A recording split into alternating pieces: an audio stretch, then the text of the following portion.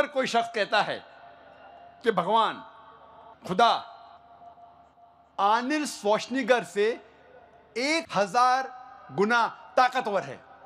आप जानते होंगे आर्नल्ड श्वार्ज़नेगर, उसको टाइटल मिला था मिस्टर यूनिवर्स, मिस्टर वर्ल्ड, सबसे ताकतवर इंसान इस दुनिया में, इस कायनात में, उसको टाइटल मिला था। आर्नल्ड श्वार्ज़नेगर यूएसए का है।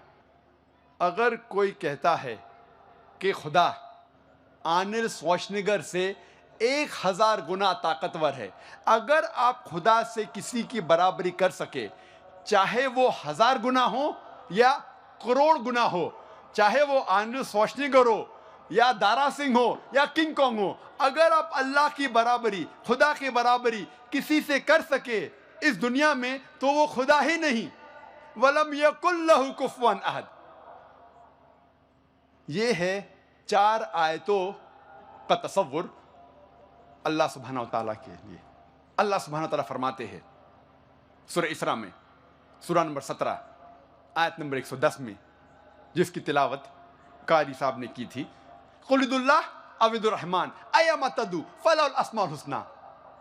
चाहे आप पुकारो अल्लाह से या रहमान से, चाहे अल्लाह के नाम से पुकारो या रहमान के नाम से पुकारो, कोई भी नाम से पुकारो, अल्लाह के सबसे बेहतरीन, सबसे खूबसूरत नाम है।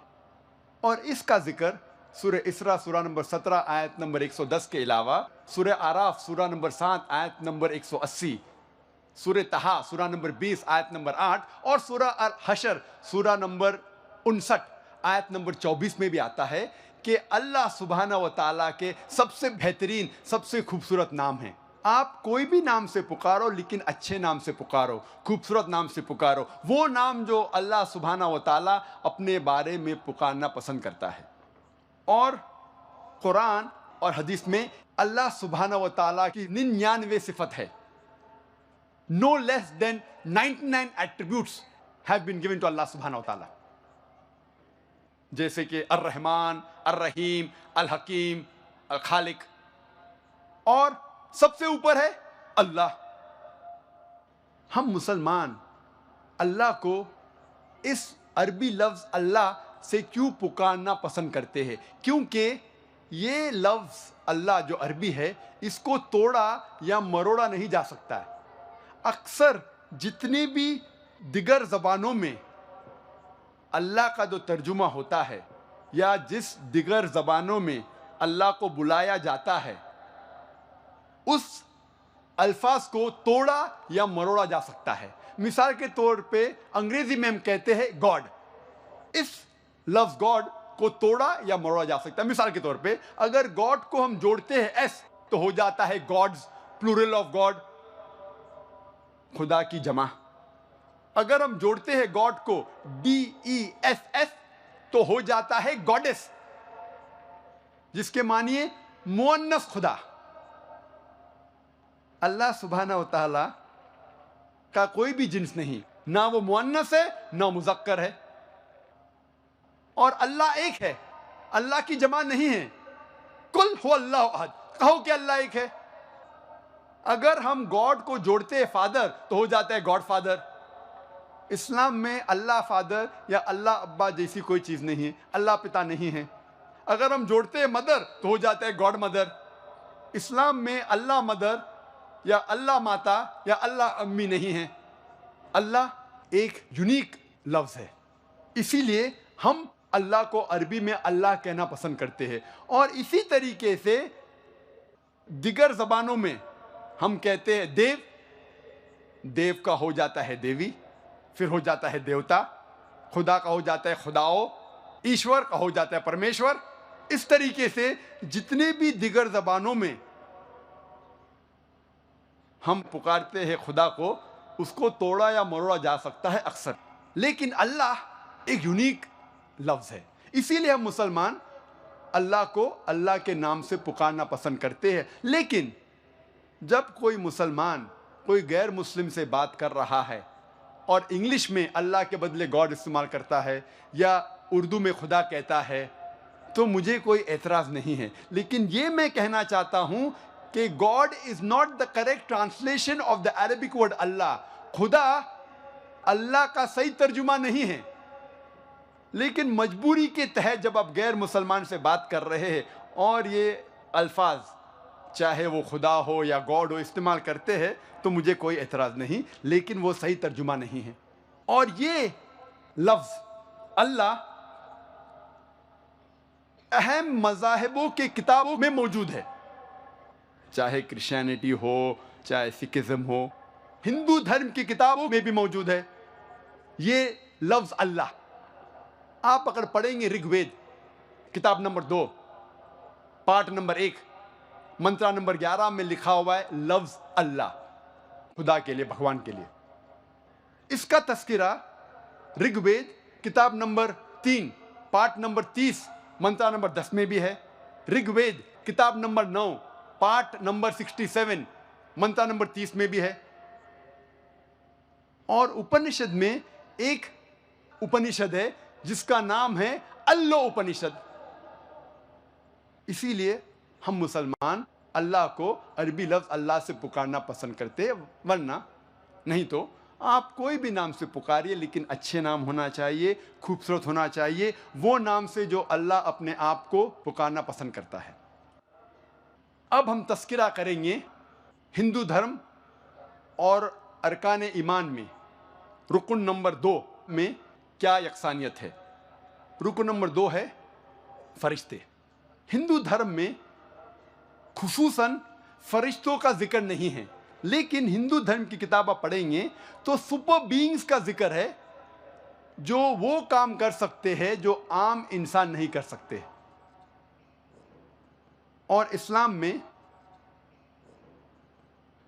फरिश्तों को अल्लाह सुब्हानहू व तआला ने बनाया है नूर से, रोशनी से, और हर मलाइका का एक खुसूसन मकसद होता है बनाने के लिए, उसको एक काम के लिए, फॉर अ पर्टिकुलर वर्क बनाया गया है। मिसाल के तौर पे जिब्रील अलैहिस्सलाम को अल्लाह सुब्हानहू व तआला ने बनाया था वही नाजिल करने के लिए। जब अल्लाह सुब्हानहू व तआला वही नाजिल करते थे तब जिब्रील अलैहिस्सलाम वो वही को लेके आते थे अल्लाह से पैगंबर तक। रुकन नंबर 3 है खुदा की किताब। पहले हम तस्करा करेंगे हिंदू धर्म की किताबों के बारे में। हिंदू धर्म की किताबों को 2 हिस्से में बांटा जा सकता है।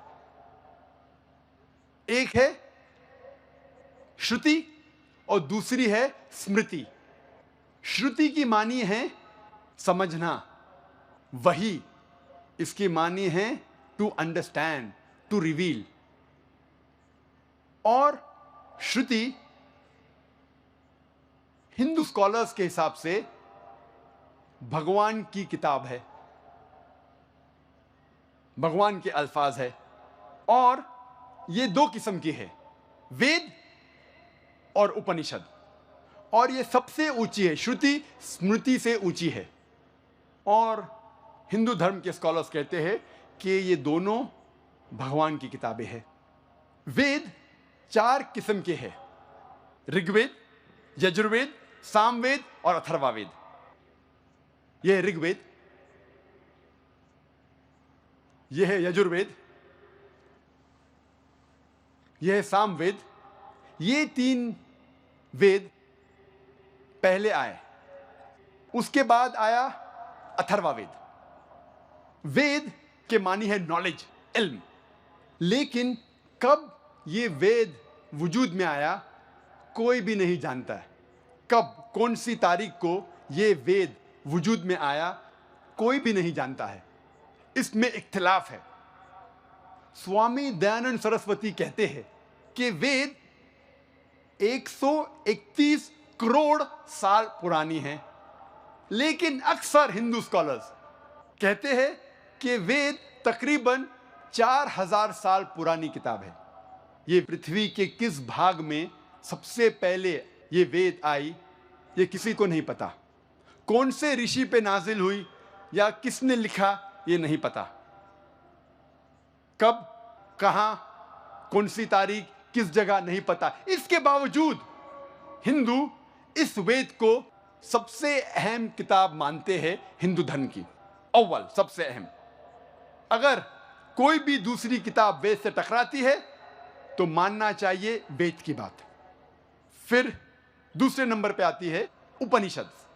उपनिषद के मानी है उपनिषद, टू सिट डाउन नियर, नीचे बैठना। जब गुरु अपने शागिर्दों को इल्म देता है और बैठता है, उसे कहते हैं उपनिषद। उपनिषद की मानी भी है इल्म जो अंधकार को दूर करता है। उपनिषद 200 से ज्यादा है, लेकिन भारतीय तहजीब कहती है कि 108 उपनिषद है और अहम उपनिषद है 10, कोई कहता है 18। ये जो है प्रिंसिपल उपनिषद श्री राधा कृष्ण ने लिखी थी, ये कहते हैं 18 अहम उपनिषद है। उपनिषद की मानी मिलती जुलती वेदांता से। वेदांत की मानी वेद के अंत में आना। इसके बाद दूसरे किस्म की किताबों का नाम है स्मृति। स्मृति की मानी टू रिमेंबर, मेमोरी, याद रखना।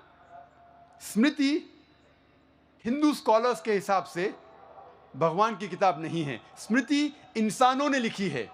और स्मृति में लिखा हुआ है किस तरीके से ये कायनात वजूद में आई, किस तरीके से इंसान को जिंदगी बसर करना चाहिए, माशरे के रूल्स एंड रेगुलेशन वगैरह वगैरह। इसे धर्मशास्त्र भी कहते हैं। स्मृति श्रुति से नीचे है। स्मृति श्रुति के बाद आती है श्रुति और अहम है। स्मृति में हमारे पास जब हम तहकीक करते पता लगता है, स्मृति में है पुराणास, ये पुराना, और एक अहम पुराना है जिसका नाम है भविष्य पुराना। पुराना के मानी ओल्ड, एंशिएंट, पुराना। पुराना संस्कृत और हिंदी में पुराना मतलब ओल्ड, एंशिएंट, पुराना। और पुराना में जिक्र है किस तरीके से कायनात वजूद में आए, देव और देवियों के किस्से और कहानियां वगैरह वगैरह। और महर्षि व्यास ने पुराणास को इकट्ठा किया और 18 जिल्दों में बांटा। उसके बाद आता है इतिहास। इतिहास मतलब एपिक, स्टोरी, कहानी। 2 इतिहास है, रामायण और महाभारत। रामायण में जिक्र है श्री राम की कहानी, और आम हिंदुस्तानी, हर हिंदू जानता है रामायण के बारे में, तो ज्यादा जिक्र करने की जरूरत नहीं। उसके बाद इतिहास है महाभारत। महाभारत में जिक्र है कौरव और पांडव दोनों रिश्तेदारों के बीच एक जंग होती है, उसके बारे में इसमें जिक्र है। और महाभारत में जिक्र है श्री कृष्ण की आत्मकथा, उसके बारे में कहानी श्री कृष्ण की जिक्र है महाभारत में। और महाभारत का एक अहम हिस्सा उसको कहते हैं भगवत गीता। यह है भगवत गीता, सबसे ज्यादा पढ़ी जाने वाली किताब हिंदू धर्म में भगवत गीता। इसके 18 भाग है और ये 18 पाठ जो है ये महाभारत के पाठ है। भीष्म पर्व के पाठ नंबर 25 से पाठ नंबर 42 को कहते हैं भगवत गीता। और इस भगवत गीता में श्री कृष्ण एडवाइस दे रहे हैं, सलाह दे रहे हैं, राय दे रहे हैं अर्जुन को, इसे कहते हैं भगवत गीता। उसके बाद कई स्मृति है, जैसे मनुस्मृति। यह मनुस्मृति मैं क्यों यहाँ लेके आया हूं तो आप जानेगा, ये सब किताबें मौजूद है। और इस किताबों के कई तर्जुमे हमारे library Bombay Islamic research foundation में है। जब मैं हवाला दे रहा हूं तो कोई ये नहीं समझना चाहिए क्या मैं कुछ भी बंडल मार रहा हूं। किताबें मौजूद है। सारे किताब तो लेके नहीं आ सकता था बम्बई से मैं, हमारी लाइब्रेरी माशाल्लाह बहुत बड़ी है, स्टेज पे सारे किताब भी रखे तो शायद स्टेज कम पड़े। ये था मुख्तसरन हिंदू धर्म में किताबों का जिक्र। लेकिन सबसे अहम है वेद। अगर वेद से कोई किताब टकराई हमें मानना चाहिए वेद की बात। अब हम जिक्र करेंगे मजहब इस्लाम में किताबों के बारे में। सबसे अहम किताब मजहब इस्लाम में है कुरान मजीद, कुरान शरीफ। ये अल्लाह सुब्हानहू व तआला का आखिरी पैगाम है, आखिरी वही है इंसानियत के लिए। और नाजिल की गई थी आखिरी पैगंबर मोहम्मद सल्लल्लाहु अलैहि वसल्लम पर। अल्लाह ताला फरमाते सूरह रौद में सूरा नंबर 13 में आयत नंबर 38 में, ली कुल्ली अजलिन किताब, हर दौर में हमने एक किताब नाजिल की। We have sent a book in every age. आखिरी किताब नाजिल की उसका नाम है अल कुरान। लेकिन जितने भी किताबें कुरान मजीद के पहले नाजिल की अल्लाह सुब्हानहू व तआला ने, वो सिर्फ एक उम्मत के लिए भेजी गई थी, एक नेशन के लिए, एक ग्रोह के लिए, और उसका सारा पैगाम, तमाम पैगाम एक खुसूसन वक्त के लिए था। लेकिन क्योंकि कुरान मजीद अल्लाह सुब्हानहू व तआला की आखिरी किताब है, आखिरी वही है, वो सिर्फ मुसलमानों के लिए नहीं भेजी गई थी या सिर्फ अरबों के लिए नहीं भेजी गई थी। अल्लाह ताला फरमाते हैं सूरह इब्राहिम में सूरा नंबर 14 आयत नंबर 1 में, अलिफ लाम रॉ, हमने ये किताब नाजिल की मोहम्मद सल्लल्लाहु अलैहि वसल्लम पे ताकि वो सारी इंसानियत को अंधेरे से रोशनी में ले आए, अंधेरे से रोशनी में ले आए और हिदायत दे। कई जगह इसका तस्किरा है कि कुरान मजीद सारे इंसानियत के लिए नाजिल की गई थी। सूरह इब्राहिम में सूरा नंबर 14 आयत नंबर 52 में, सूरह अल बकरा सूरा नंबर 2 आयत नंबर 185 में, सूरा नंबर 39 आयत नंबर 41 में, कई जगह आता है कि कुरान मजीद सारे इंसानियत के लिए नाजिल की गई थी। नंबर 2 पे आता है कुरान मजीद के बाद सही हदीस, जो आखिरी पैगंबर मोहम्मद सल्लल्लाहु अलैहि वसल्लम की सुन्नतें है, उनका कहना, उसे कहते हैं हदीस। जो आखिरी पैगंबर, आखिरी रसूल मोहम्मद सल्लल्लाहु अलैहि वसल्लम के बारे में किस तरीके से उन्होंने ज़िंदगी बसर की, उनका लाइफस्टाइल, उनके नरेशन, उनका कहना मौजूद है हदीस में। कुरान के बाद नंबर 2 पे आता है सही हदीस। सही हदीस कुरान की तफसीर है। कभी भी सही हदीस कुरान के खिलाफ नहीं जाएंगी। कुरान नंबर 1, उसके बाद आता है सही हदीस। अब हम तस्करा करेंगे रुकन नंबर 4 का, खुदा के पैगंबरों के बारे में। सबसे पहले जिक्र करेंगे इस्लाम में पैगंबरों के बारे में। अल्लाह ताला फरमाते हैं सूरह फातिर में सूरा नंबर 35 आयत नंबर 24 में, व इम मिन उम्मतिन इल्ला खला फिहा नज़ीर, नहीं है कोई कौम या उम्मत जहां हमने हिदायत देने वाला नहीं भेजा, कोई पैगंबर नहीं भेजा। अल्लाह ताला फरमाते सूरह रौद में सूरा नंबर 13 आयत नंबर 7 में, वलिकुल्लि कौमिन हाद, हर कौम में हमने हिदायत देने वाला भेजा। लेकिन जितने भी हिदायत देने वाले आए,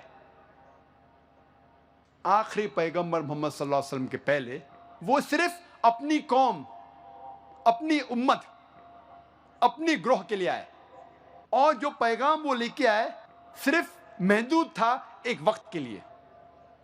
लेकिन क्योंकि मोहम्मद सल्लल्लाहु अलैहि वसल्लम आखिरी पैगंबर थे, जिसका जिक्र है कुरान मजीद में सूरह अहज़ाब सूरा नंबर 33 आयत नंबर 40 में, क्योंकि वो आखिरी पैगंबर थे, आखिरी रसूल थे, आखिरी नबी थे, वो सिर्फ मुसलमानों या सिर्फ अरबों के लिए नहीं भेजे गए थे। अल्लाह ताला फरमाते सूरह अंबिया में सूरा नंबर 21 आयत नंबर 107 में, वमा अरसलनाका इल्ला रहमतल लिल आलमीन, हमने उनको भेजा मोहम्मद सल्लल्लाहु अलैहि वसल्लम को रहमत बना के सारे आलमों के लिए, सारे इंसानियत के लिए, सारे जहां के लिए।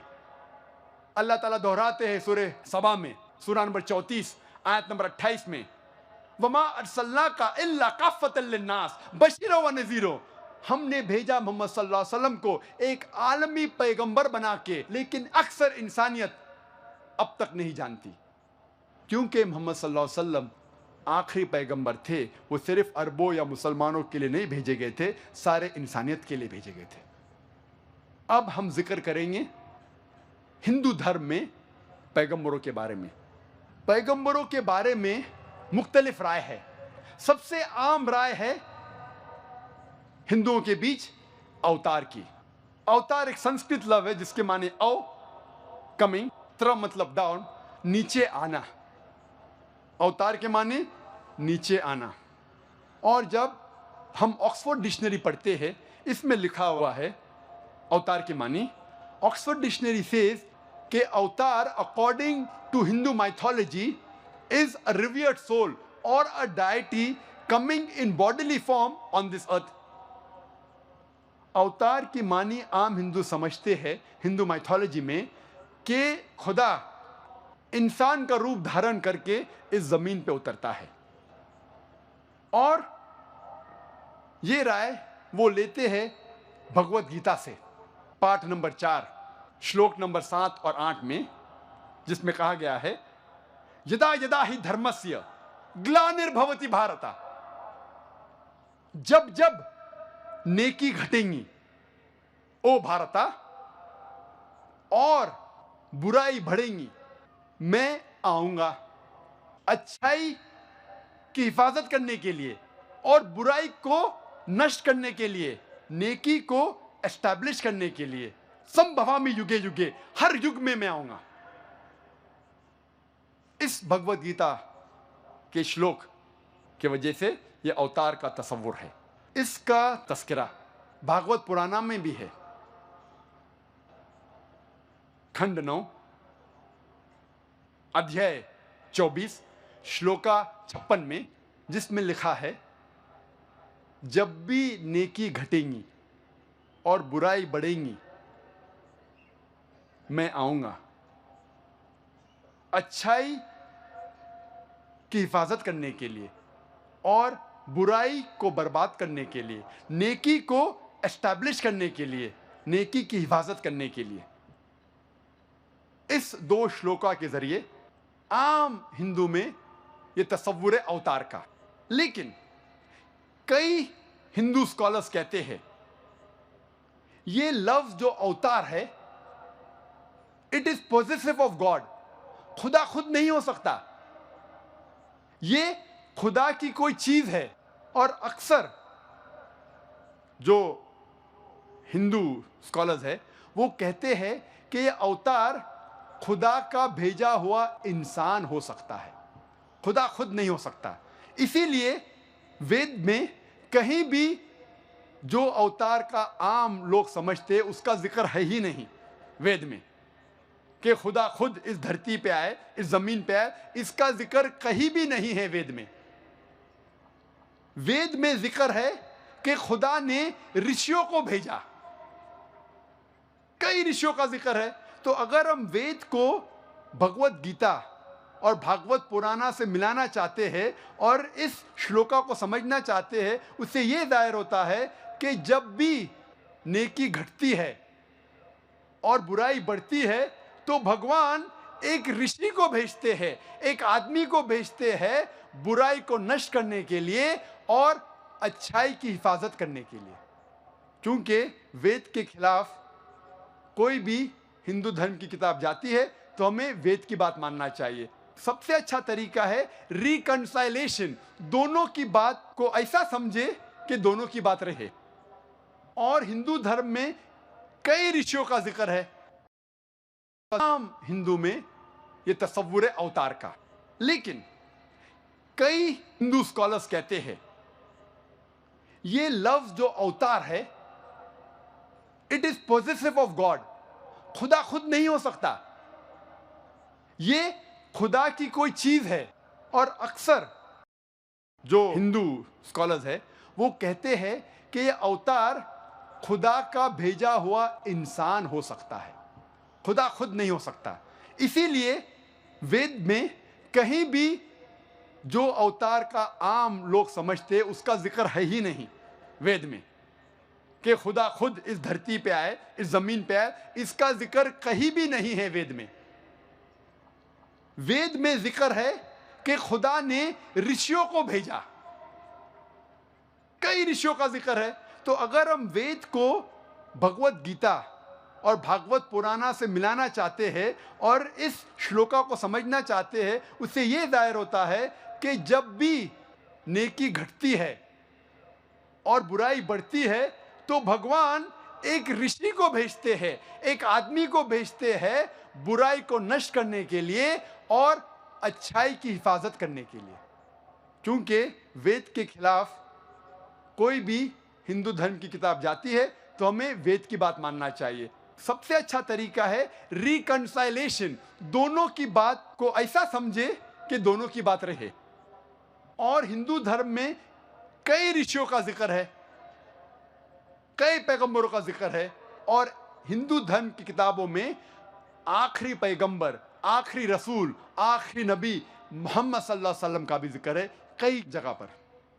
जब हम पढ़ते हैं भविष्य पुराना पर्व 3 खंड 3 अध्याय 3 श्लोकास 5 से 8 तक, इसमें लिखा हुआ है एक मलेच्चा आएगा जिसका नाम है मोहम्मद। वो अपने साथियों के साथ आएगा मरुस्थल से, और राजा भोज इज्जत से उसका इस्तकबाल करेंगे और पंचगर्व में उसको नहलाएंगे और कहेंगे तू है रहमत वाला इस दुनिया का। और एक फौज इकट्ठा की है शैतान से झगड़ने के लिए, और तेरी हिफाजत भगवान करेंगे। ये भविष्यवाणी की जब तहकीक करते हैं पता लगता है इसमें कहा गया है एक मलेच्चा आएगा। मलेच्चा के माने परदेसी, फॉरेनर। मोहम्मद सल्लल्लाहु अलैहि वसल्लम परदेसी है, हिंदुस्तानी नहीं है। उसका नाम है मोहम्मद सल्लल्लाहु अलैहि वसल्लम। वो आएगा अपने साथियों के साथ। हम जानते हैं मोहम्मद सल्लल्लाहु अलैहि वसल्लम के कई सहाबा थे। वो आएगा मरुस्थल से। मरुस्थल संस्कृत में कहते हैं डेजर्ट को, रेगिस्तान को, और मोहम्मद सल्लल्लाहु अलैहि वसल्लम रेगिस्तान से आए थे। और राजा भोज उसका इस्तेमाल करते हैं, इज्जत देते हैं और कहते हैं कि एक फौज इकट्ठा की इस ऋषि ने बुराई को रोकने के लिए। मोहम्मद सल्लल्लाहु अलैहि वसल्लम की भविष्यवाणी भविष्य पुराना पर्व 3 खंड 3 अध्याय 3 श्लोका 10 से 27 में भी है। इसमें लिखा हुआ है कि मलेशिया अरब जमीन को खराब कर चुका है। एक दुश्मन था जिसे मैंने नष्ट किया, अभी और एक बार वो भेजा गया है और बड़े दुश्मन को। इसको नष्ट करेंगे एक आदमी जिसका नाम है मोहम्मद, और लोगों को सही रास्ते पे लेके आएंगे। ए राजा, तुझे मलेशिया के जमीन में जाने की जरूरत नहीं, तुझे मैं प्योरीफाई करूंगा, पाक करूंगा इस जगह पे। और एक शख्स आता है एंजेलिक डिस्पोजिशन में, फरिश्ते के रूप में, और कहता है कि मुझे भेजा है ईश्वर परमात्मा ने आर्य धर्म को कायम करने के लिए, हक का धर्म, हक का दीन। मेरा मानने वाला गोश्त खाने वाला रहेगा, मेरा मानने वाला का खतना किया जाएगा। वो चोटी नहीं सिर पे रखेगा, वो दाढ़ी बढ़ाएगा, दाढ़ी बढ़ाएगा और लोगों को नमाज की तरफ बुलाएगा। वो गोश्त खाएगा, लेकिन सूअर का गोश्त, खिंजीर नहीं खाएगा। वो इनकलाब बर्पा करेगा। वो घास फूस से पाक नहीं होगा, लेकिन हक के लिए मैदान जंग में लड़ेगा और पाक होगा। उसका नाम होगा मुसलमान। ये भविष्यवाणी इशारा कर रही है आखिरी पैगंबर मोहम्मद सल्लल्लाहु अलैहि वसल्लम की तरफ। कहा गया है कि वो आदमी आएगा,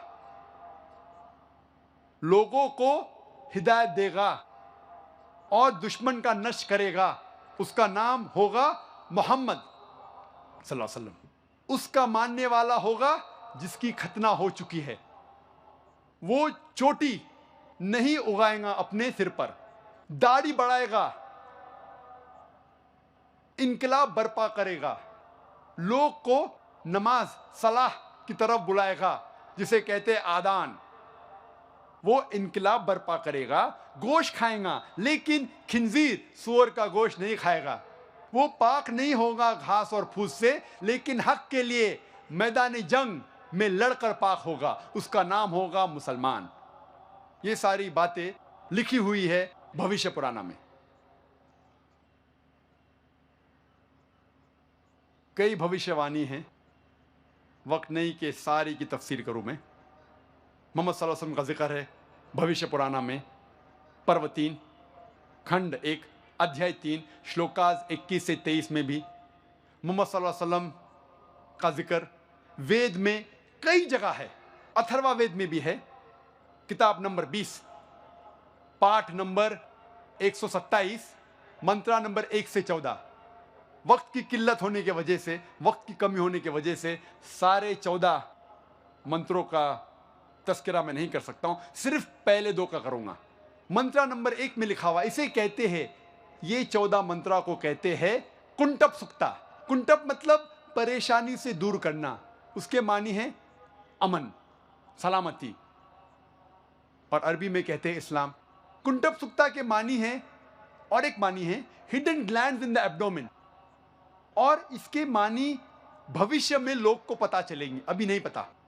कुंटप सुक्ता में अथर्ववेद किताब नंबर 20 पाठ नंबर 127 मंत्रा नंबर 1 में लिखा है, नरशंसा आएगा, कौरमा आएगा, और उसके 60,000 दुश्मन होंगे। मंत्रा नंबर 1 में लिखा है, आएगा एक ऋषि जो है नरशंसा, कौरमा, उसके 60,000 दुश्मन होंगे। मंत्र नंबर 2 में लिखा है, वो ऋषि ऊंट चलाकर आएगा। मंत्र नंबर 1 में कहा गया है, उसका नाम होगा नरशंसा।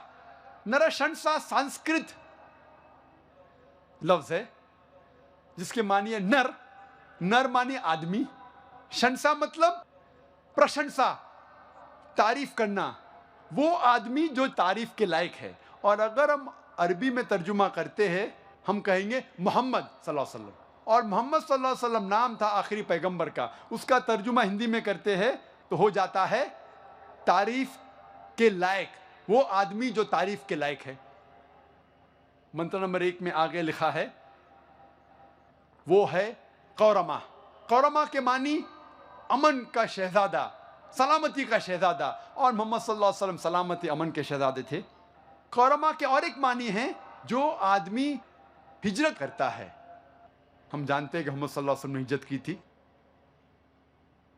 और मंत्रा 1 में भी लिखा है कि उसके 60,000, तकरीबन 60,000 दुश्मन होंगे। और हम जानते हैं, तारीख कहती है कि मोहम्मद सल्लल्लाहु अलैहि वसल्लम के दुश्मन तकरीबन 60,000 थे, जो मक्का की आबादी थी, जो मोहम्मद सल्लल्लाहु अलैहि वसल्लम के खिलाफ थे शुरू में।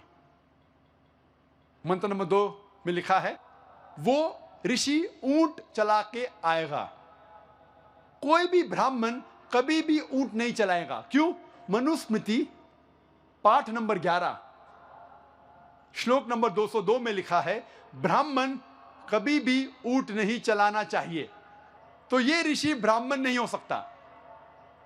तो ये भविष्यवाणी इशारा कर रही है मोहम्मद सल्लल्लाहु अलैहि वसल्लम की तरफ।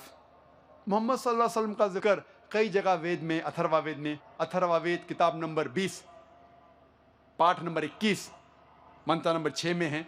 मोहम्मद सल्लल्लाहु अलैहि वसल्लम का जिक्र, भविष्यवाणी अथर्ववेद किताब नंबर 20 पाठ नंबर 21 मंत्र नंबर 7 में भी है। मोहम्मद सल्लल्लाहु अलैहि वसल्लम का जिक्र ऋग्वेद किताब नंबर 1 पाठ नंबर 53 मंत्र नंबर 9 में भी है। कई जगह है। मोहम्मद सल्लल्लाहु अलैहि वसल्लम का जिक्र सामवेद में भी है। सामवेद अग्नि मंत्र नंबर 64,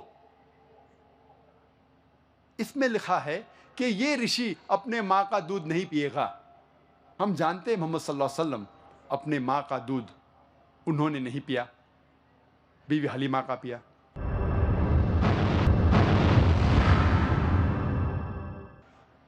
मोहम्मद सल्लल्लाहु अलैहि वसल्लम का जिक्र अहमद जैसे, अहमद मानी जो आदमी तारीफ करता है अल्लाह की, भगवान की, खुदा की, उसे कहते हैं अहमद। और अहमद मोहम्मद सल्लल्लाहु अलैहि वसल्लम का दूसरा नाम था।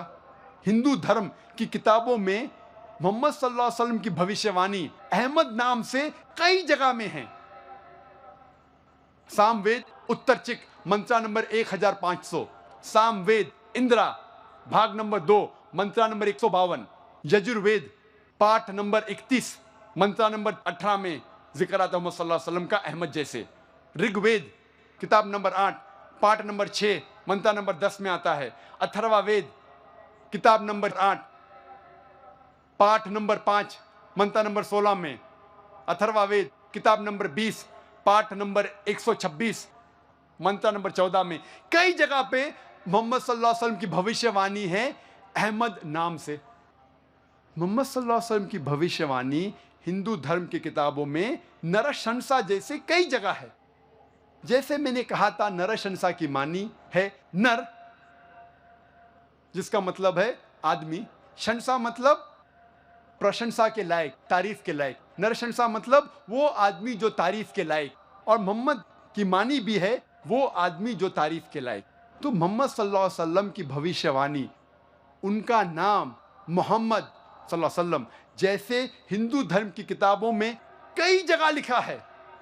ऋग्वेद किताब नंबर 1 पाठ नंबर 13 मंत्र नंबर 3, ऋग्वेद किताब नंबर 1 पाठ नंबर 18 मंत्र नंबर 9, ऋग्वेद किताब नंबर 1 पाठ नंबर 106 मंत्र नंबर 4, ऋग्वेद किताब नंबर 1 पाठ नंबर 142 मंत्र नंबर 3, ऋग्वेद किताब नंबर 2 पाठ नंबर 3 मंत्र नंबर 2, ऋग्वेद किताब नंबर 5 पाठ नंबर 5 मंत्र नंबर 2, ऋग्वेद किताब नंबर 7 पाठ नंबर 2 मंत्र नंबर 2, ऋग्वेद किताब नंबर 10 पाठ नंबर 64 मंत्र नंबर 3, ऋग्वेद किताब नंबर 10 पाठ नंबर 182 182 मंत्र नंबर 2, यजुर्वेद पाठ नंबर 20 मंत्र नंबर 37, यजुर्वेद पाठ नंबर 20 मंत्र नंबर 57, यजुर्वेद पाठ नंबर 21 मंत्र नंबर 31, यजुर्वेद पाठ नंबर 21 मंत्र नंबर 55,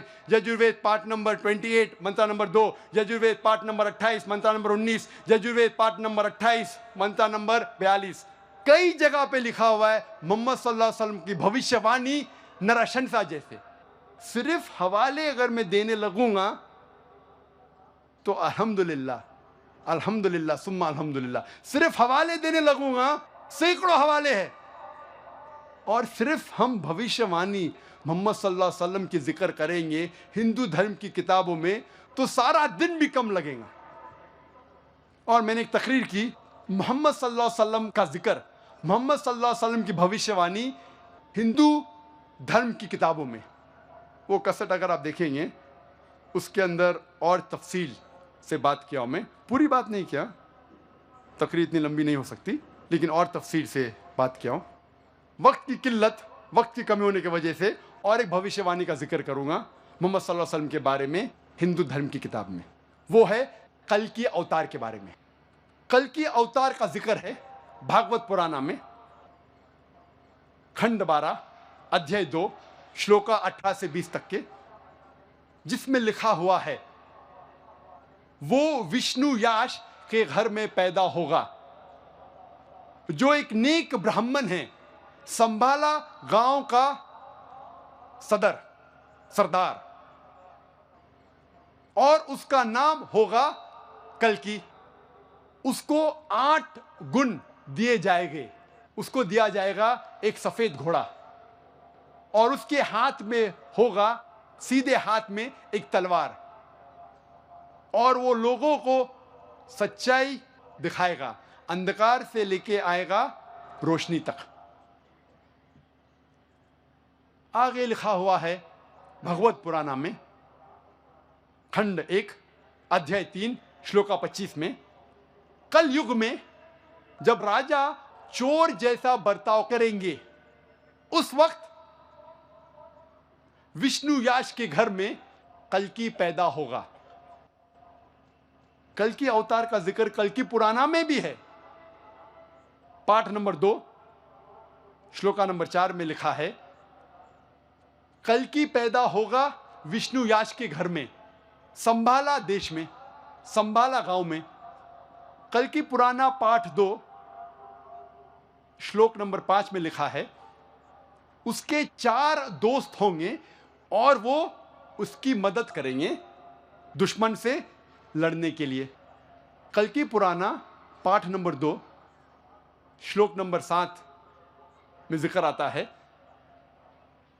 जंग के मैदान में देवता उनकी मदद करेंगे।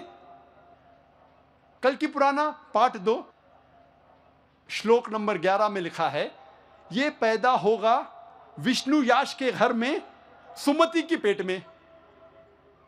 कल्कि पुराना पाठ नंबर 2 श्लोक नंबर 15 में लिखा है ये कल्कि अवतार पैदा होगा 12वीं तारीख माधव महीने की। वक्त की कमी होने की वजह से मैं जितना जिक्र है भविष्यवाणी मोहम्मद सल्लल्लाहु अलैहि वसल्लम के बारे में, कल्कि अवतार के बारे में, मैं मुख्तसर से कहूँगा। नंबर 1, इस कल्कि अवतार के पिता का नाम होगा विष्णु याश। विष्णु याश के मानी हैं खुदा का बंदा। और मोहम्मद सल्लल्लाहु अलैहि वसल्लम के वालिद के पिता का नाम था अब्दुल्ला, जिसके मानी हैं अल्लाह का बंदा, खुदा का बंदा। इसमें लिखा है कल्कि अवतार के मां का नाम होगा सुमति। सुमति मानी अमन। मोहम्मद सल्लल्लाहु अलैहि वसल्लम के मां का नाम था आमिना, जिसके मानी है अमन, जिसके मानी है सलामती। ये कल्कि अवतार पैदा होगा संभाला गांव में। संभाला के मानी अमन की जगह। और मोहम्मद सल्लल्लाहु अलैहि वसल्लम पैदा हुए मक्का में, जिसे कहा जाता था दारुल अमन। इस भविष्यवाणी में लिखा है वो पैदा होगा संभाला गांव के सरदार के घर में। हम जानते हैं मोहम्मद सल्लल्लाहु अलैहि वसल्लम पैदा हुए कुरैश के खानदान में, जो चीफ थे। इस भविष्यवाणी में लिखा है कल्कि अवतार पैदा होगा 12वीं तारीख माधव के महीने में। हम जानते हैं मोहम्मद सल्लल्लाहु अलैहि वसल्लम की पैदाइश की तारीख है 12वीं रब्बी अव्वल। इस भविष्यवाणी में लिखा है कल्कि अवतार अंतिम ऋषि होंगे। हम जानते हैं मोहम्मद सल्लल्लाहु अलैहि वसल्लम आखिरी पैगंबर थे। और अल्लाह ताला फरमाते कुरान मजीद में सूरह अहज़ाब में सूरह नंबर 33 आयत नंबर 40 में, मा काना मुहम्मदुन अबा आदम मिन रिजालिकुम वलाकिन रसूलुल्लाह व खातिमुन नबीन व काना अल्लाहु बिकुल्लि शैइन अलीमा। मोहम्मद सल्लल्लाहु अलैहि वसल्लम आप मर्दों में से किसी के पिता नहीं हैं, लेकिन वो अल्लाह के रसूल है, खातिमुन नबीन है, आखिरी नबी है, और अल्लाह सारा इल्म रखता है। इस भविष्यवाणी में लिखा है ये कल्कि अवतार को सबसे पहली वही एक गार में होंगी, इन अ केव। और फिर वो नॉर्थ वर्ड जाएगा। नॉर्थ कहते शिमाल। वो कल्कि शिमाल की तरफ जाएगा और फिर से लौट जाएगा। हम जानते हैं मोहम्मद सल्लल्लाहु अलैहि वसल्लम को पहली वही जबले नूर गारे हिरा में हुई, जब जिब्रील ने सलाम पहली वही लेके आते। और फिर मोहम्मद सल्लल्लाहु अलैहि वसल्लम ने हिजरत की मक्का से मदीना तक। मदीना मक्का के शिमाल में है, और फिर से वापस आ गए मक्का। इस भविष्यवाणी में लिखा है कि इस कल्कि अवतार को 8 गुण दिए जाएंगे, स्पेशल क्वालिटीज। नंबर 1 विजडम, हिकमत। नंबर 2 सेल्फ कंट्रोल, जिसके मानिए परहेजगारी। तीसरा नंबर रिस्पेक्टेड लीनिएज, अच्छा खानदान। नंबर 4 रिवील नॉलेज, वही। नंबर 5 वैलर, ताकत। नंबर 6 मेजर्ड स्पीच, अच्छा बोलना। Number 7 utmost gratefulness. और नंबर 8 अटमोस्ट चैरिटी, खैरात करना। और ये सारे 8 गुण अल्हम्दुलिल्लाह मोहम्मद सल्लल्लाहु अलैहि वसल्लम में मौजूद है। आगे इस भविष्यवाणी कल्कि अवतार में लिखा है कि ये कल्कि अवतार रहमत बना के भेजा जाएगा सारे इंसानियत के लिए। और अल्लाह ताला फरमाते सूरह अल-अंबिया में सूरह नंबर 21 आयत नंबर 107 में, वमा अरसलनाका इल्ला रहमतल लिल आलमीन। हमने मोहम्मद सल्लल्लाहु अलैहि वसल्लम को भेजा है रहमत बना के सारे आलमों के लिए, सारे इंसानियत के लिए, सारे जहां के लिए। इस भविष्यवाणी में लिखा है कि इस कल्कि अवतार को एक घोड़ा दिया जाएगा, सफेद घोड़ा। और हम जानते हैं मोहम्मद सल्लल्लाहु अलैहि वसल्लम को बरक दिया गया था, बुर्क, जिसके जरिए वो मिराज किए अल्हम्दुलिल्लाह। आगे लिखा है कि वो घोड़ा चलाएंगे तलवार को सीधे हाथ में लेके। हम जानते हैं मोहम्मद सल्लल्लाहु अलैहि वसल्लम ने कई जंग लड़ी, अक्सर सेल्फ डिफेंस में, अपने आप को बचाने के लिए। और अल्हम्दुलिल्लाह खुद उन्होंने जंग में हिस्सा लिया और कई बार घोड़ा चलाया सीधे हाथ में तलवार लेके। इस भविष्यवाणी में लिखा है कि कल के अवतार लोगों को अंधकार से रोशनी में ले आएगा। और हम जानते हैं जिस वक्त मोहम्मद सल्लल्लाहु अलैहि वसल्लम अरब ज़मीन में पैदा हुए उसे कहते थे यौमिल जाहिलिया, उस दौर को कहते थे यौमिल जाहिलिया, द डेज ऑफ इग्नोरेंस। और मोहम्मद सल्लल्लाहु अलैहि वसल्लम ने कुरान के जरिए अल्हम्दुलिल्लाह इन अरबों को अंधकार से रोशनी तक ले गए। आगे लिखा हुआ है कि इस कल के अवतार के 4 दोस्त होंगे जो उनकी मदद करेंगे और दुश्मन के खिलाफ लड़ेंगे। हम जानते ये 4 दोस्त अल्हम्दुलिल्लाह 4 खुलफा राशिदीन हैं, हज़रत अबू बकर, हज़रत उमर, हज़रत उस्मान और हज़रत अली रज़ियल्लाहु अन्हु। और आखिरी पॉइंट कि जंग के मैदान में देवता उनकी मदद करेंगे। हम जानते हैं मोहम्मद सल्लल्लाहु अलैहि वसल्लम की मदद फरिश्तों ने की जंग के मैदान में, जिसका जिक्र है सूरह आल इमरान सूरा नंबर 3 आयत नंबर 123 से 125 तक, और सूरह अनफाल सूरा नंबर 8 आयत नंबर 8 और 9 में। ये था मुख्तसरन से कल के अवतार का जिक्र और मोहम्मद सल्लल्लाहु अलैहि वसल्लम की भविष्यवाणी हिंदू धर्म की किताब। 5वां रुकन ईमान का आखिरत। पहले हम तस्करा करेंगे आखिरत का हिंदू धर्म में। हिंदू धर्म में मुख्तलिफ राय है आखिरत के बारे में। सबसे आम राय है cycle of birth, death and rebirth, also known as doctrine of rebirth. Hindi में कहते हैं पुनर्जन्म, संस्कृत में कहते हैं समसारा, इंग्लिश में इसे कहते हैं ट्रांसमाइग्रेशन ऑफ सोल, भी इसे कहते हैं doctrine of rebirth, transmigration of soul and also reincarnation theory. आम हिंदू समसारा में मानते हैं और वो कहते हैं और तस्करा करते हैं भगवत गीता की एक श्लोक का।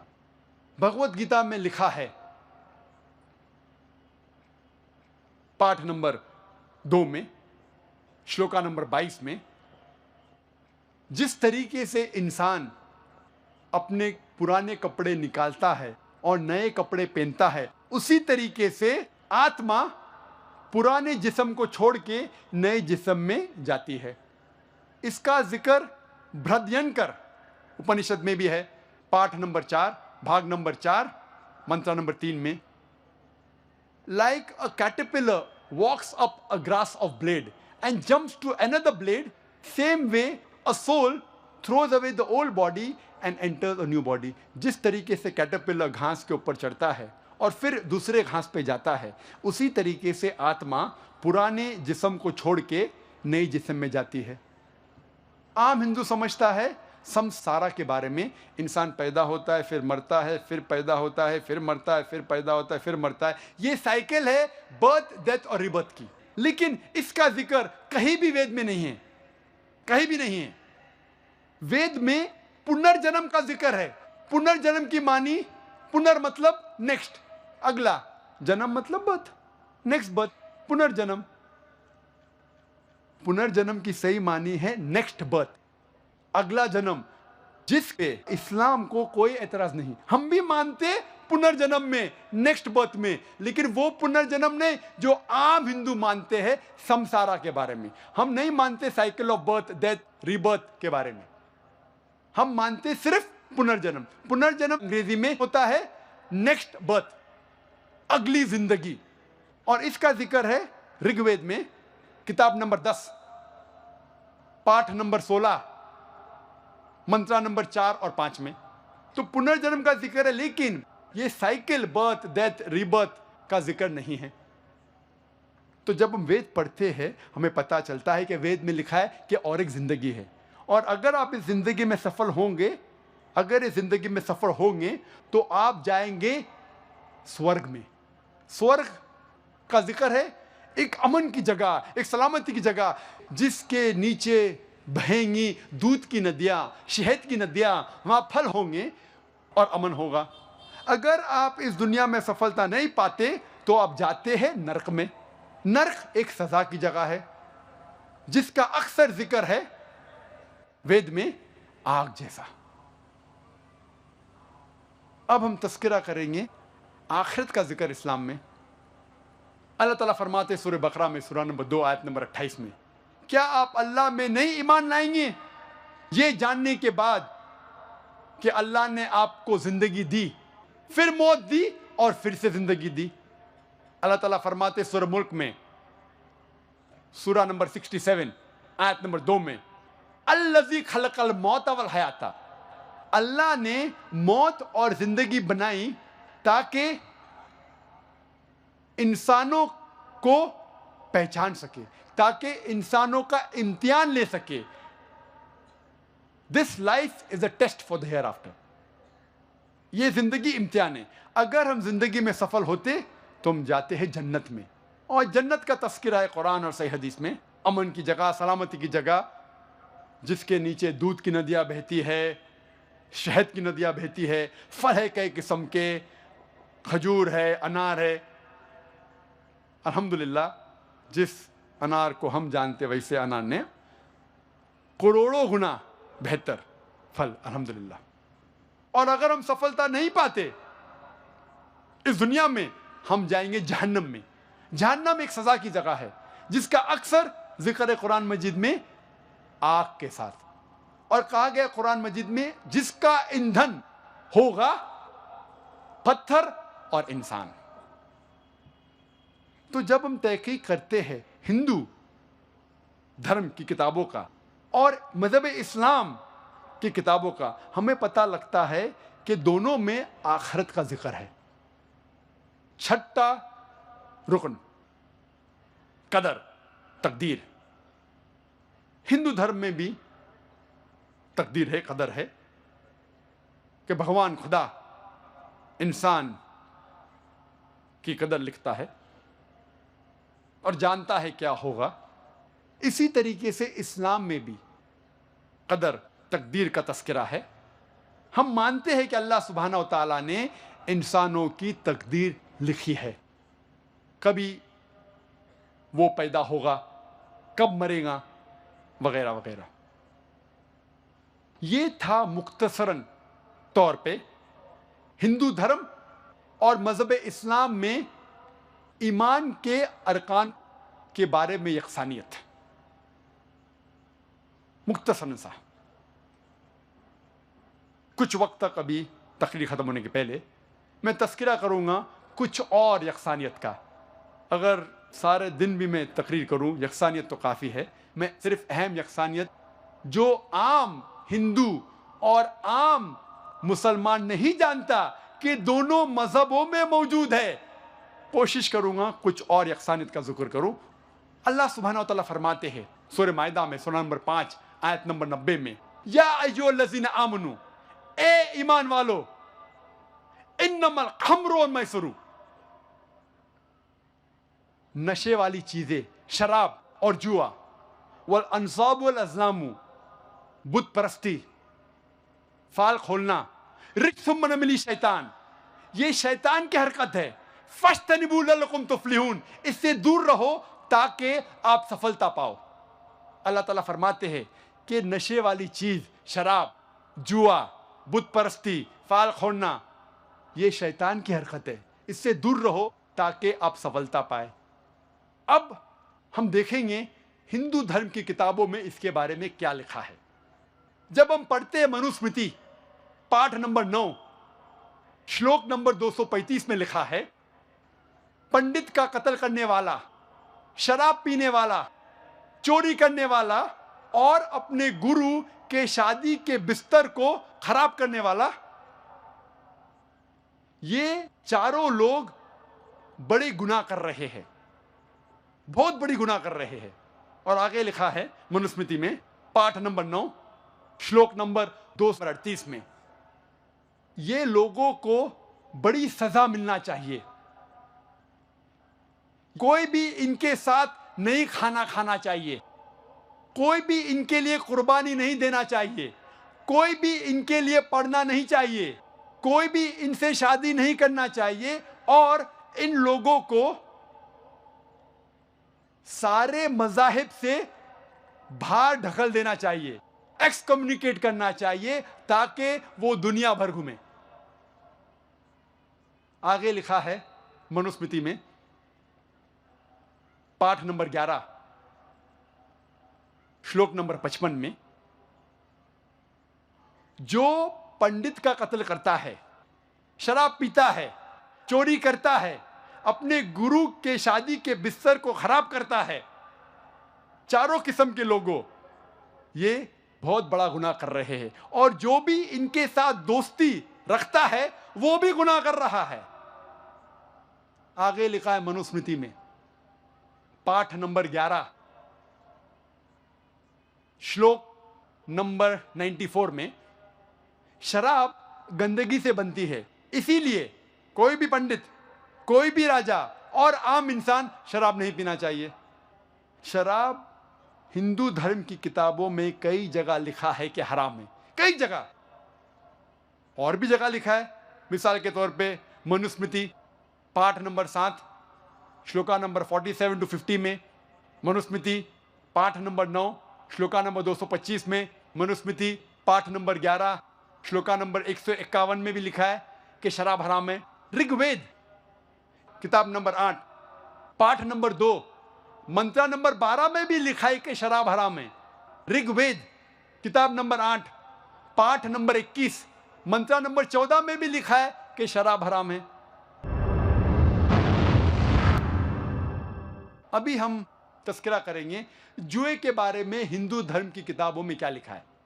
जब हम पढ़ते हैं ऋग्वेद किताब नंबर 10 पाठ नंबर 34 मंत्रा नंबर 3 में, इसमें लिखा है कि जुए खेलने वाला, जुआरी, वो कहता है मेरी पत्नी मुझसे नाराज है, मेरी वालदा, मेरी माता मुझसे नफरत करती है और लोग मेरा साथ नहीं दे रहे हैं। और आगे लिखा है ऋग्वेद में किताब नंबर 10 पाठ नंबर 34 मंत्र नंबर 13 में कि जुआ मत खेलो, लेकिन खेती करो और जो भी आप कमाएंगे उसमें खुश रहो। आगे जब हम पढ़ते मनुस्मृति, इसमें लिखा है पाठ नंबर 7 में श्लोक नंबर 50 में, जुआ खेलना, शराब पीना, औरतों के पीछे भागना और शिकार करना, ये चारों बड़े गुनाह हैं। और जुआ खेलना हराम कई जगह लिखा है हिंदू धर्म की किताबों में। मनुस्मृति पाठ number 9 shloka number 221 to 228, Manusmriti पाठ नंबर 7 श्लोका नंबर 47, मनुस्मृति पाठ नंबर 9 श्लोका नंबर 258 to 262, कई जगह लिखा है कि जुआ खेलना हराम है। फाल खोलने के बारे में, ज्योतिषगिरी के बारे में भी लिखा है हिंदू धर्म की किताबों में। मनुस्मृति में लिखा है पाठ नंबर 9 श्लोका नंबर 258 to 262 में कि झूठ बोलना, फाल निकालना और लोगों को बेवकूफ़ बनाना ज्योतिषगिरी से यह हराम है। और राजा उन्हें कठिन से कठिन सजा देना चाहिए उनके जुर्म के मुताबिक। कुरान मजीद में अल्लाह सुब्हानहू व तआला फरमाते सूरह बकरा में सूरा नंबर 2 आयत नंबर 188 में, अपनी जायदाद का इस्तेमाल मत करो रिश्वत देने के लिए। रिश्वत इस्लाम में हराम है। और इसका जिक्र मनुस्मृति पाठ नंबर 9 श्लोक नंबर 258 to 262 में भी है। यहां लिखा है कि गलत तरीके से पैसे बनाना और रिश्वत देना हराम है। राजा उन्हें कठिन से कठिन सजा देना चाहिए उनके जुर्म के मुताबिक। जब हम कुरान मजीद पढ़ते, अल्लाह सुब्हानहू व तआला कम से कम 4 आयतों में फरमाते हैं। सूरह बकरा सूरा नंबर 2 आयत नंबर 173, सूरह माइदा सूरा नंबर 5 आयत नंबर 3, सूरह अनाम सूरा नंबर 6 आयत नंबर 145 और सूरह नहल में सूरा नंबर 16 आयत नंबर 115 में, हुर्रिमत अलैकुमुल मैततु वद्दमु वलहमुल खिंजीर वमा उहिल्ला लिगैरिल्लाह बिही, आपके लिए हराम है मरा हुआ जानवर, खून, खिंजीर का गोश्त, सुअर का गोश्त और गैरुल्लाह के नाम का खाना। जिस खाने पे अल्लाह के अलावा किसी और का नाम लिया गया है खुदा के अलावा, वो आपके लिए हराम है। जब हम पढ़ते हैं हिंदू धर्म की किताबें, इसमें भी लिखा है मनुस्मृति में पाठ नंबर 5 श्लोका नंबर 19 में, इसमें लिखा है कि ब्राह्मण सूअर का गोश्त नहीं खाना चाहिए, खिंजीर नहीं खाना चाहिए, उसके लिए हराम है।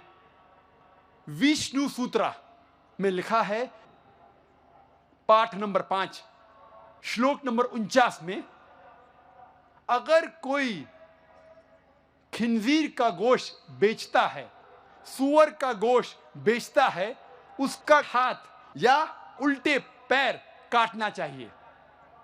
कुरान में भी लिखा है कि सूअर का गोश्त खाना हराम है, लेकिन कहीं भी नहीं लिखा है कि अगर कोई सूअर का गोश्त बेचता है तो उसके हाथ और पैर काटना चाहिए।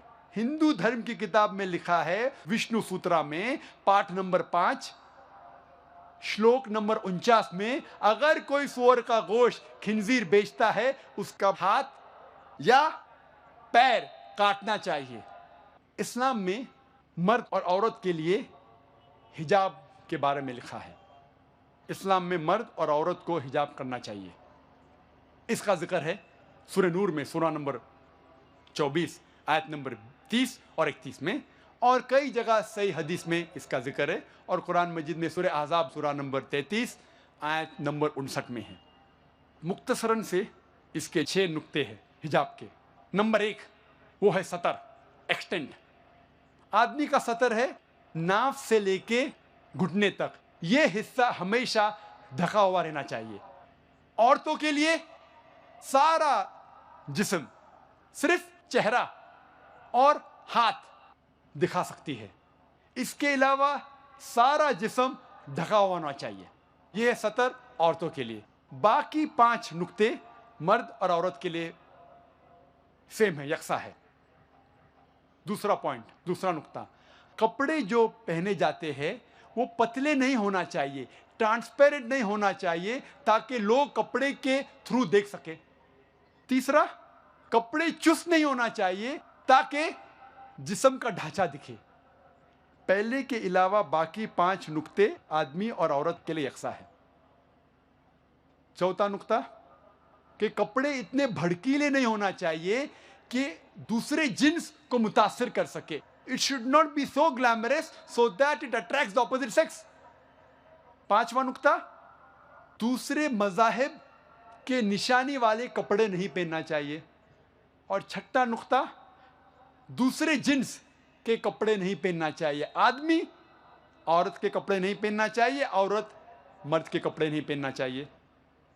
जब हम हिंदू धर्म की किताबों का मुताला करते हैं, आपको हिजाब के बारे में जिस तरीके से इस्लाम में लिखा है, अल्हम्दुलिल्लाह हिंदू धर्म की किताबों में भी वैसा लिखा है।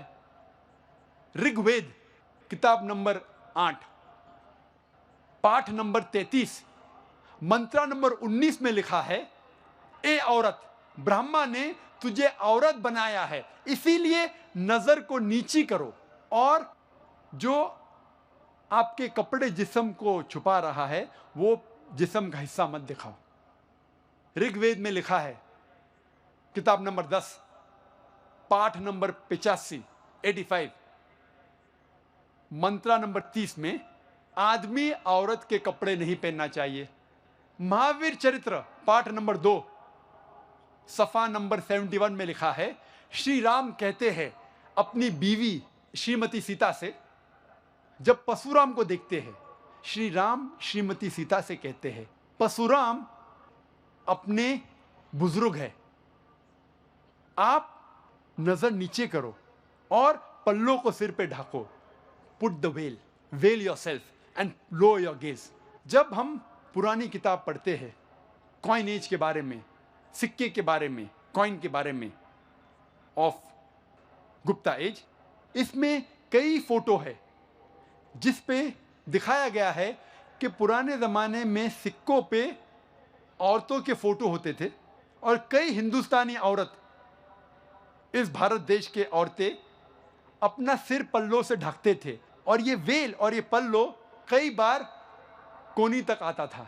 आज की तारीख में भी, आज भी अगर आप जाएंगे, कई गांव में औरतें सिर को पल्लों से ढकते हैं, जिस तरीके से इस्लाम में लिखा है। वक्त की किल्लत होने की वजह से एक और हिंदू धर्म और मजहब इस्लाम में यकसानियत का जिक्र करूंगा। इस्लाम में मर्द को एक से ज्यादा शादी करने की इजाजत है। मैक्सिमम, सबसे ज्यादा 4 बीवी रखने की इजाजत है, उससे ज्यादा नहीं। और अक्सर लोग इसके बारे में मजाक उड़ाते हैं, ओ एक से ज्यादा बीवी करने की इजाजत है, और हम मुसलमान जवाब नहीं दे सकते। इसका सही जवाब मेरे बाकी तकरीर में सुनिए। अभी वक्त कम होने की वजह से मुझे तकरीर को ख़त्म करना है चंद मिनटों में। क्यों इस्लाम में एक से ज़्यादा बीवी करने की इजाज़त है, आप मेरी तकरीर सुनिए। वुमेन्स राइट्स इन इस्लाम, ख़वातीन की हुकूक इस्लाम में, या मिसकंसेप्शन इन इस्लाम, इस्लाम के बारे में गलतफहमी। लेकिन मैं ये वाज़े करना चाहता हूँ इस तकरीर में कि हिंदू धर्म में भी हिंदू को एक से ज़्यादा बीवी करने की इजाज़त है। ये इंडियन गवर्नमेंट ने 1954 सन 1954 में स्पेशल हिंदू मैरिज एक्ट में कहा हिंदू मर्द एक से ज़्यादा बीवी नहीं रखना चाहिए। इंडियन गवर्नमेंट ने कहा, हिंदू धर्मशास्त्र ने नहीं।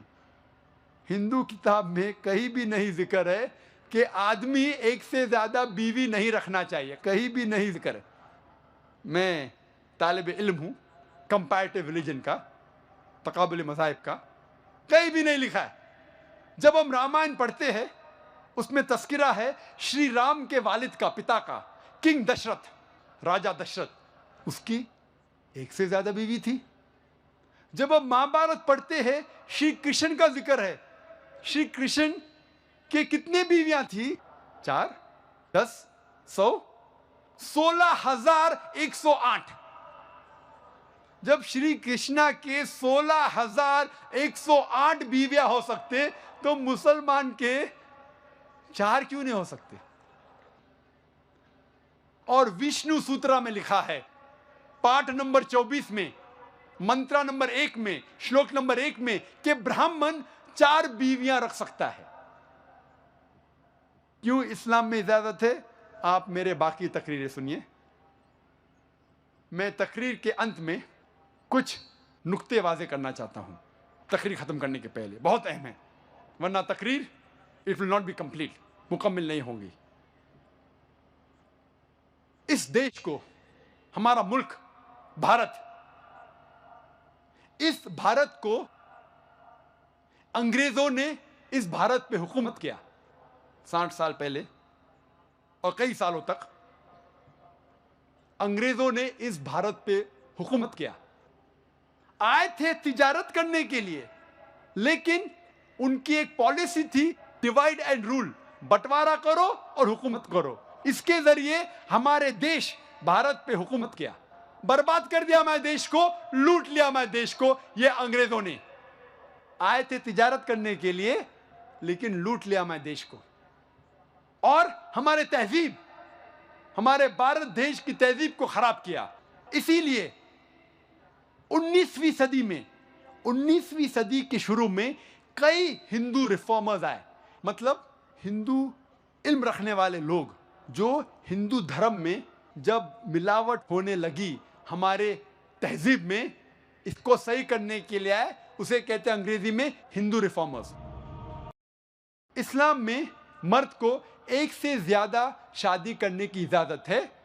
मैक्सिमम, सबसे ज्यादा 4 बीवी रखने की इजाजत है, उससे ज्यादा नहीं। और अक्सर लोग इसके बारे में मजाक उड़ाते हैं, ओ एक से ज्यादा बीवी करने की इजाजत है, और हम मुसलमान जवाब नहीं दे सकते। इसका सही जवाब मेरे बाकी तकरीर में सुनिए। अभी वक्त कम होने की वजह से मुझे तकरीर को ख़त्म करना है चंद मिनटों में। क्यों इस्लाम में एक से ज़्यादा बीवी करने की इजाज़त है, आप मेरी तकरीर सुनिए। वुमेन्स राइट्स इन इस्लाम, ख़वातीन की हुकूक इस्लाम में, या मिसकंसेप्शन इन इस्लाम, इस्लाम के बारे में गलतफहमी। लेकिन मैं ये वाज़े करना चाहता हूँ इस तकरीर में कि हिंदू धर्म में भी हिंदू को एक से ज़्यादा बीवी करने की इजाज़त है। ये इंडियन गवर्नमेंट ने 1954 सन 1954 में स्पेशल हिंदू मैरिज एक्ट में कहा हिंदू मर्द एक से ज़्यादा बीवी नहीं रखना चाहिए। इंडियन गवर्नमेंट ने कहा, हिंदू धर्मशास्त्र ने नहीं। हिंदू किताब में कहीं भी नहीं जिक्र है कि आदमी एक से ज़्यादा बीवी नहीं रखना चाहिए, कहीं भी नहीं जिक्र है। मैं तालिब इल्म हूँ कंपैरेटिव रिलीजन का, तकाबुल मज़ाहिब का, कहीं भी नहीं लिखा है। जब हम रामायण पढ़ते हैं उसमें तस्करा है श्री राम के वालिद का, पिता का, किंग दशरथ, राजा दशरथ, उसकी एक से ज्यादा बीवी थी। जब हम महाभारत पढ़ते हैं श्री कृष्ण का जिक्र है, श्री कृष्ण के कितने बीवियां थी? 4, 10, 100, 16,108। जब श्री कृष्णा के 16,108 बीवियां हो सकते तो मुसलमान के 4 क्यों नहीं हो सकते? और विष्णु सूत्रा में लिखा है, पाठ नंबर 24 में, मंत्रा नंबर 1 में, श्लोक नंबर 1 में, कि ब्राह्मण 4 बीवियां रख सकता है। क्यों इस्लाम में इजाजत है? आप मेरे बाकी तकरीरें सुनिए। मैं तकरीर के अंत में कुछ नुक्ते वाजे करना चाहता हूं, तकरीर खत्म करने के पहले, बहुत अहम है, वरना तकरीर it will not be complete, मुकम्मल नहीं होगी। इस देश को, हमारा मुल्क भारत, इस भारत को अंग्रेजों ने इस भारत पे हुकूमत किया 60 साल पहले, और कई सालों तक अंग्रेजों ने इस भारत पे हुकूमत किया। आए थे तिजारत करने के लिए, लेकिन उनकी एक पॉलिसी थी डिवाइड एंड रूल, बंटवारा करो और हुकूमत करो। इसके जरिए हमारे देश भारत पे हुकूमत किया, बर्बाद कर दिया हमारे देश को, लूट लिया हमारे देश को। ये अंग्रेजों ने आए थे तिजारत करने के लिए, लेकिन लूट लिया हमारे देश को, और हमारे तहजीब, हमारे भारत देश की तहजीब को खराब किया। इसीलिए 19वीं सदी में, 19वीं सदी के शुरू में कई हिंदू रिफॉर्मर्स आए, मतलब हिंदू इल्म रखने वाले लोग, जो हिंदू धर्म में जब मिलावट होने लगी हमारे तहजीब में, इसको सही करने के लिए आए। उसे कहते हैं अंग्रेजी में हिंदू रिफॉर्मर्स। और सबसे अव्वल और बेहतरीन रिफॉर्मर, बहुत फेमस है, उसका नाम है राजा राम मोहन रॉय। राजा राम मोहन रॉय की पैदाइश है 1772 की, और राजा राम मोहन रॉय ने महारत पाई अंग्रेजी जबान में, पर्शियन में और अरबी जबान में। और वो सख्त खिलाफ थे सती के। औरत, बीवी अपने आप को अपने शौहर के पैर पे, जब उसे जलाया जाता है, जब अंदर जाती है, जल जाती है जिंदा, उसे कहते हैं सती, उसके खिलाफ था। राजा राम मोहन रॉय ने कोशिश की उपनिषद को फैलाने की। उन्होंने कहा कि उपनिषद के टीचिंग्स है, जो सिखाया गया उपनिषद में, उसके मुताबिक हमें जिंदगी जीना चाहिए। और वो सख्त खिलाफ थे बुत परस्ती के। उन्होंने एक किताब लिखी सन 1803 में, तोहफाहुल मुहाजिदीन, एक किताब लिखी पर्शियन में, तोहफाहुल मुहाजिदीन। इसमें लिखा कि भगवान खुदा एक ही है, बुत परस्ती गलत है, वो पॉलीथियज्म, अनेक खुदा के खिलाफ थे, खुदा सिर्फ एक था। उन्होंने कहा, और इस किताब में लिखा कि बुत परस्ती हराम है, अवतार गलत है, भगवान इस जमीन पे रूप लेके नहीं आता है, इंसान का रूप धारण करके नहीं आता है। और राजा राम मोहन रॉय ने लिखा कि जात पात, कास्ट सिस्टम गलत है, ऊंच नीच जात पात गलत है। और उन्होंने कायम किया एक इदारा जिसका नाम था ब्राह्मो समाज। और ब्राह्मो समाज के ट्रस्ट डीड में राजा राम मोहन रॉय लिखते हैं कि इस ट्रस्ट के बिल्डिंग में कोई भी बुत, कोई भी स्टैच्यू, कोई भी स्कल्पचर, कोई भी कार्विंग, कोई भी फोटो, कोई भी पेंटिंग और इसके जैसी चीज इस बिल्डिंग में नहीं आएंगे। वो इतना खिलाफ थे बुत परस्ती के। और ब्राह्मो समाज और फैलने लगा, और इसके कई शाखे, मैनी ऑफशूट्स ऑफ ब्राह्मो समाज। लेकिन जितने भी शाखे बने ब्राह्मो समाज के, उनके चंद नुक्ते यकसा थे। नंबर 1, वो मानते थे कि खुदा एक है, भगवान एक है। दे वर अगेंस्ट पॉलीथियज्म, अनेक भगवान के खिलाफ थे। इसमें लिखा था कि बुत परस्ती हराम है, गलत है। इसमें लिखा था कि अवतार जैसी चीज, भगवान इंसान का रूप धारण करके धरती पे नहीं आते। कास्ट सिस्टम, जात पात के खिलाफ थे। Cycle of birth and rebirth optional था। आपको मानने का है तो मानो, नहीं मानने का है तो नहीं मानो, पुनर्जन्म में।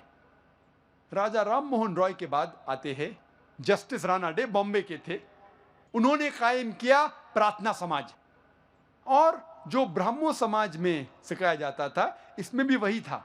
भगवान एक है, अनेक नहीं है, बुत परस्ती गलत है, अवतार गलत है, जात पाति के खिलाफ थे। लेकिन खुसूसन उन्होंने कहा कि औरतों को तालीम देना चाहिए, और औरतों जब उनके शोहर मर जाते हैं, जब उनके पति मर जाते हैं, इंतकाल होता है, उन्हें फिर से शादी करना चाहिए।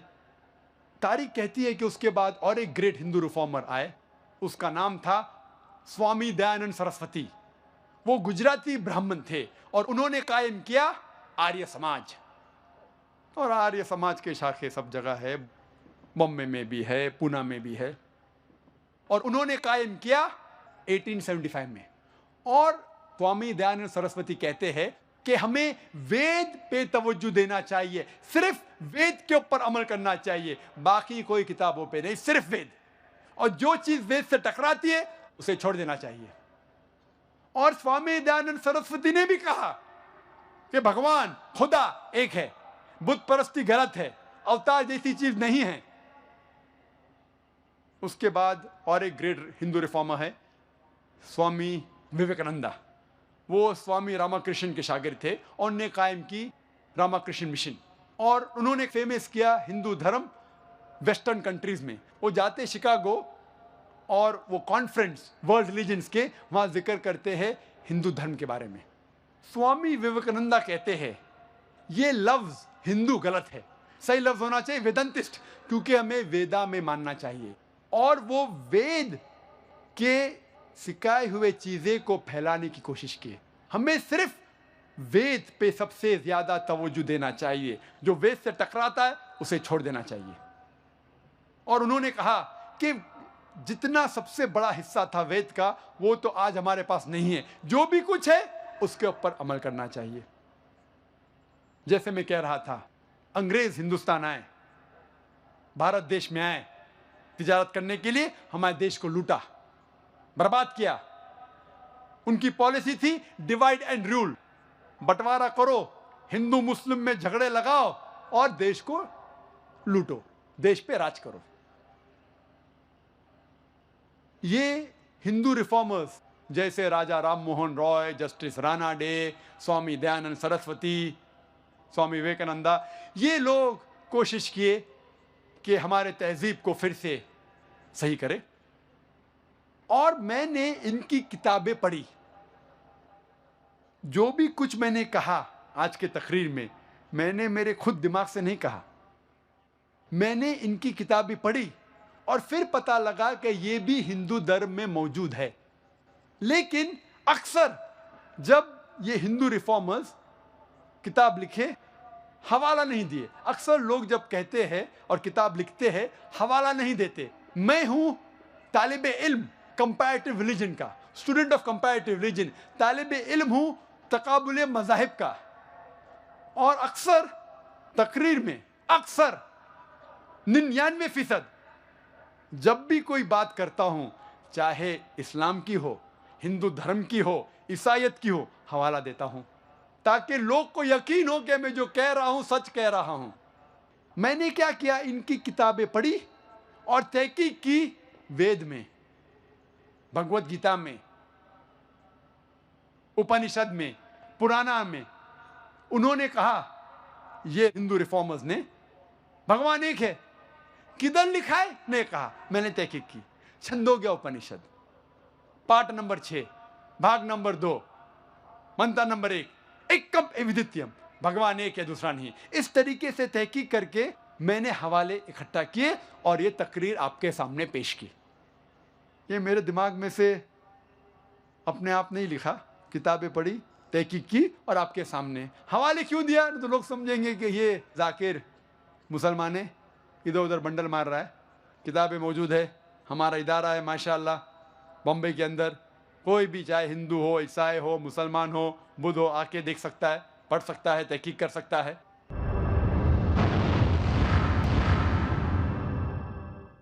और अक्सर मैंने जब हवाले दी वेद के दिए, क्योंकि वेद सबसे ऊंची किताब, सबसे अहम किताब है हिंदू धर्म में। अगर आप बाकी हवाले भी निकाल देंगे, उपनिषद के, भगवत गीता के, पुराने के, फिर भी मेरी तकरीर तकरीबन वही रहेंगी। लेकिन जानबूझ के मैंने हवाले दिए भगवत गीता के, पुराना के और दिगर किताबों के, क्योंकि ये किताबें ज्यादा पढ़ी जाती है। हिंदू इस किताबों को ज्यादा पढ़ते, भगवत गीता को वेद से ज्यादा पढ़ते, मानते हैं कि वेद ऊपर है लेकिन पढ़ते भगवत गीता ज्यादा। इसीलिए मैंने इन किताबों का भी जिक्र किया मेरे तकरीर में हवाले के साथ, ताकि वो लोग भी जो भगवत गीता पढ़ते हैं, उपनिषद पढ़ते हैं, पुराना पढ़ते हैं, जान ले इसमें क्या लिखा है। मैं भी पहले इन ब्रिटिशर्स, इन अंग्रेज के ट्रैप में आ चुका था, उनके फैलाए हुए जाल में आ चुका था। मैं समझता था हिंदू धर्म और इस्लाम में यकसानियत हो ही नहीं सकती, मुमकिन ही नहीं, नामुमकिन। फिर मैंने हिंदू रिफॉर्मर्स की किताब पढ़ी, वेद का मुताला किया, दिगर किताबों का मुताला किया, हिंदू मज़ाहिब के, हिंदू धर्म के, और फिर तकरीर पेश की। हमने, इस देश भारत ने अंग्रेज से तो छुटकारा पा चुका है। We have received independence from the Britishers. अंग्रेज से आजाद तो मिली, लेकिन उनकी पॉलिसी डिवाइड एंड रूल अब तक हम उसको इस्तेमाल कर रहे हैं। अफसोस की बात है, अंग्रेज तो चले गए, अपने गलत चीजें छोड़ गए। हम अब तक डिवाइड एंड रूल की पॉलिसी इख्तियार करते, खुसूसन इस देश के पॉलिटिशियंस। अंग्रेज चले गए, अपनी गलत हरकत छोड़ गए। इस देश के पॉलिटिशियन, चाहे वो हिंदू हो, ईसाई हो या मुस्लिम हो, अक्सर वो मजहब का इस्तेमाल करते हैं, झगड़े फसाद फैलाते हैं अपने वोट बैंक के लिए। इस देश भारत में, सारे जहां में, सारे जमीन में सबसे ज्यादा राइट्स, कम्युनल राइट्स, मजहब के राइट्स, दंगे फसाद इस देश में होते। सारे दुनिया में सबसे ज्यादा अगर कोई भी देश में दंगे फसाद होते हैं मजहब के नाम से, वो है भारत में। और अक्सर जब हम तहकीक करते हैं, इसकी जड़ होती है अक्सर पॉलिटिशियंस। हिंदू और मुसलमान में भेदभाव पैदा करते हैं, झगड़े फसाद करवाते हैं, ताकि वो अपनी वोट हासिल कर सके। आप देख रहे अयोध्या में क्या हुआ, गुजरात में क्या हुआ, वोट बैंक के लिए। एक आदमी ने मुझसे कहा, these politicians they add fuel to the fire. ये पॉलिटिशियन लोग अंगार में ईंधन डालते हैं, तेल डालते हैं। पॉलिटिशियंस अंगार में ईंधन डालते हैं, तेल डालते हैं। मैंने कहा नहीं, मैं इस बात को नहीं मानता हूं। आई डोंट अग्री, मैं ये नहीं मानता हूं। I don't agree that politicians add fuel to the fire, the politicians add fire to the fuel. Politicians आग में ईंधन नहीं डालते, ईंधन में आग डालते हैं।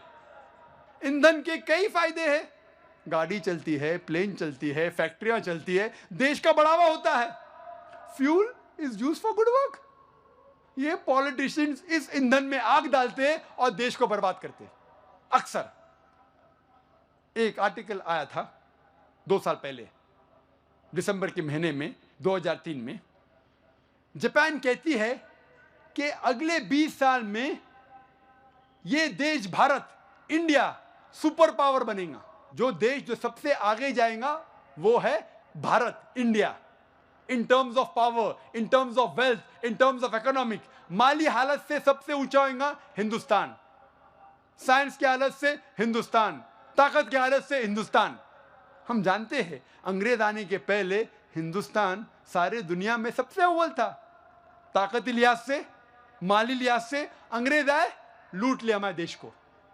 मेरी दरखास्त है मेरे हिंदू भाइयों से, मेरे मुसलमान भाइयों से, मेरे पॉलिटिशियन भाइयों से कि आप अपनी मजहबी किताबों का मुताला कीजिए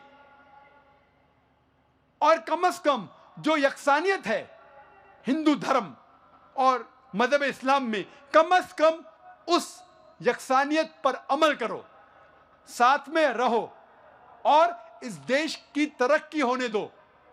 इंशाअल्लाह वेरी सून, बहुत जल्दी हमारा देश सबसे आगे होगा, अमेरिका के आगे, यूरोप के आगे, इंशाअल्लाह।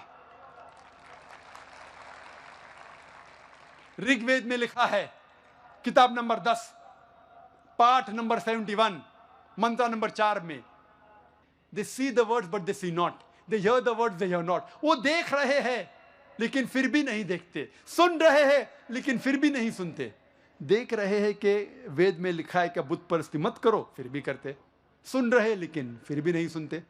कुरान में लिखा है सूरह बकरा में, सूरह नंबर 2 आयत नंबर 18 में, सुम्मुम बुकमुन उम्युन फहुम ला यर्जिऊन, deaf, the dumb, the blind, they will never return to the true path. वो गूंगे, वो बहरे, वो कभी भी सीधे रास्ते पे नहीं आएंगे। अक्सर धर्म के ठेकेदार, चाहे वो हिंदू धर्म के हो, ईसाई धर्म के हो या मुस्लिम धर्म के हो, इस्लाम धर्म के हो, धर्म के ठेकेदार जो धर्म अधिकारी होते हैं, अपने धर्म के ठेकेदार हिंदू धर्म के हो या इस्लाम मजहब के हो, वो नहीं चाहते कि उस धर्म के मानने वाले अपनी किताब पढ़े, क्योंकि अगर लोग मजहब की किताब पढ़ने लगे तो उनका खिस्सा कैसा भरेगा, वो नहीं चाहते।